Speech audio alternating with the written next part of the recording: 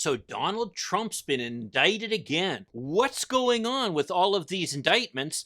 And who are these co-conspirators who are named in the indictment? Let's talk about it in today's video.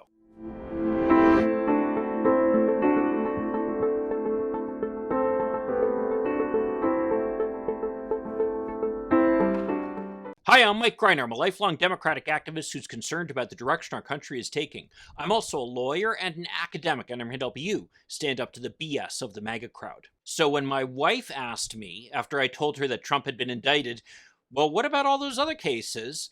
I realized it was time to do a video just kind of updating things. It is tough to kind of keep track of all the criminal charges against him as he continues to accumulate them. And my guess is the list is going to get longer as Georgia District Attorney Fani Willis gets ready to indict Donald Trump on his interference in the Georgia election. But at this point, there are essentially 3 indictments that have been unsealed against Donald Trump. 2 of them at the federal level, 1 of them at the state level, namely at New York. The first one that was unsealed, of course, is in New York, and it was unsealed by Manhattan District Attorney Alvin Bragg. It's ironic that he was the first to move because there was some talk in his office that he was kind of slow-walking the indictment process against Donald Trump after his predecessor in the office had been so aggressive in pursuing them. Nevertheless, Bragg surprised everyone by coming to the table with an indictment charging Donald Trump with essentially falsifying business records related to his payments to Michael Cohen, essentially paying back Michael Cohen for the bribe that Michael Cohen paid to Stormy Daniels to keep her quiet about her little fling with Donald Trump prior to the election. I have another video where I've detailed that much more, and I'll post a link to that at the end of the video here. The second indictment that was unsealed is currently scheduled for trial next spring down in Florida. This is, of course, the case where Judge Aileen Cannon, who had shown herself before to be quite sympathetic to Donald Trump, owing her judicial seat to him, of course, is presiding, and she essentially turned down a request by Trump to delay the case until after the election. The prosecutor who's bringing that, of course, is Special Prosecutor Jack Smith, who is appointed by Attorney General Merrick Garland 2 days after Donald Trump announced that he was running for president, essentially to create some separation so there was no appearance of impropriety. That case centers on, of course, the top secret documents that were being held at Mar-a-Lago. This is the case that Attorney George Conway has called one where prosecutors have Trump dead to rights. Because, of course, they have video of people hiding the documents. They have pictures of the documents. And they have this long and painful effort through which first the National Archives, then the Department of Justice worked to try to get back these documents without having to invoke a subpoena. And they have attorneys who basically lied on an affidavit in response to the subpoena, putting them in legal jeopardy. I mean, it's pretty clear here that Donald Trump had documents in his possession that he was not entitled to have, and he did everything he could to keep them there, despite the request to get them back by the government. He is guilty as sin on this. This is an easy one. But then to make matters worse, we have the superseding indictment, essentially additional charges that were brought against Donald Trump in the same case, in which it was revealed that Donald Trump asked one of his aides to erase video from Mar-a-Lago, which would have made it clear that he was guilty in this case. That is obstruction of justice and is a serious no-no. So that's the second case, and that's proceeding to trial down in Florida before Judge Aileen Cannon. This third case that was just unsealed deals with Trump's efforts to essentially overturn the election. Now, there are a couple of surprises in this indictment. The first is that it was filed in Washington.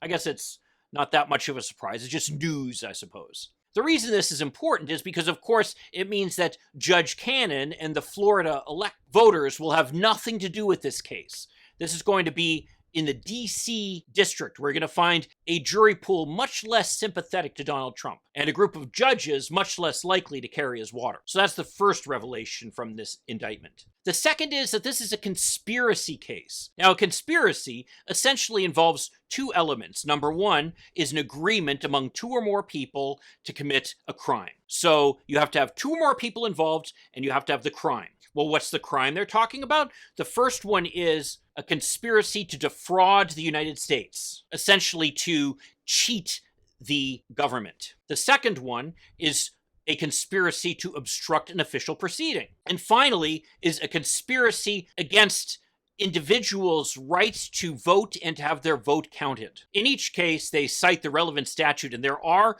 federal statutes on point with each of these charges. Now, one thing that's relevant about this is that to commit fraud, as in to defraud the United States, you need to do a couple things. You need to make a false statement that is knowingly false at the time you made it. So in this indictment, they go into quite a bit of trouble to detail not just statements that were made by Donald Trump that were false, but also the multiple cases in which he was informed that these things were false. And then he continued to say them anyway.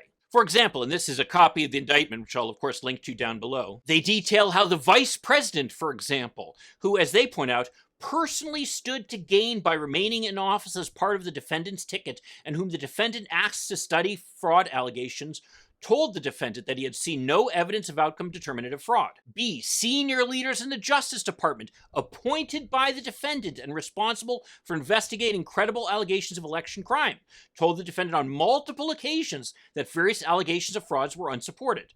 It continues on. Director of National Intelligence, appointed by the defendant. Director of Homeland Security, Cybersecurity and Infrastructure Security Agency, whose existence the defendant signed into law.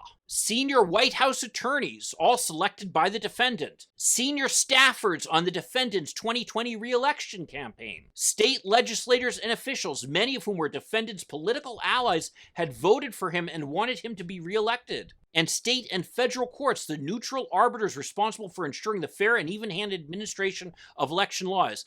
Every one of these people, according to the indictment, clearly stated to Donald Trump that these claims were false, and yet he continued to make them. Some of these examples include the defendant insinuated that more than 10,000 dead voters had voted in Georgia just 4 days earlier. Georgia's Secretary of State had explained to the defendant that this was false. B, the defendant asserted that there had been 205,000 more votes than voters in Pennsylvania. The defendant's acting attorney general and acting deputy attorney general had explained to him that this was false. The defendant said that there had been a suspicious vote dump in Detroit, Michigan. The defendant's attorney general explained to the defendant that this was false. And the defendant's allies in the Michigan state legislature, the Speaker of the House of Representatives and Majority Leader of the Senate, had publicly announced that there was no evidence of substantial fraud in the state. It goes on and on and on. You get the point, though, where essentially they detail ad nauseum for pages and pages cases where he made claims that he knew were false because people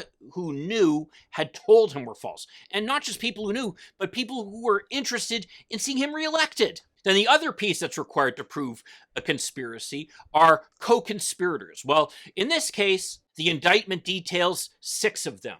They're unnamed, but we can speculate who they are. Co-conspirator 1, who they say is an attorney who is willing to spread knowingly false claims and pursue strategies that the defendant's 2020 re-election campaign attorneys would not, was likely Rudy Giuliani. Co-conspirator number 2, an attorney who devised and attempted to implement a strategy to leverage the vice president's ceremonial role overseeing the certification proceeding to obstruct the certification of the presidential election, was likely John Eastman. He's the Colorado attorney who kind of came up with the legal framework. Co-conspirator number 3, an attorney whose unfounded claims of election fraud the defendant privately acknowledged to others were crazy. Nonetheless, the defendant embraced and publicly amplified co-conspirator 3's disinformation. Well, this is an obvious one. This was Sidney Powell. Co-conspirator 4, a Justice Department official who worked on civil matters and who, with the defendant, attempted to use the Justice Department to open sham election crime investigations and influence state legislatures with knowingly false claims of election fraud, was likely Jeffrey Clark. Next, co-conspirator number 5. This was the one that took a little bit of research here. An attorney who assisted in devising and attempting to implement a plan to submit fraudulent states of presidential electors to obstruct the certification proceeding. Now, that appears to be Kenneth Chesebro. He's a Boston attorney who put together a memo basically detailing how there was plenty of time in Wisconsin for the legislature to essentially appoint false electors. And he wrote a memo to that effect. That memo is mentioned in the indictment, and that is basically how I was able to more or less determine who he was. Finally, they talk about co-conspirator number 6, a political consultant who helped implement a plan to submit fraudulent slates of presidential electors to obstruct the certification proceedings. My guess is that is likely Mike Roman.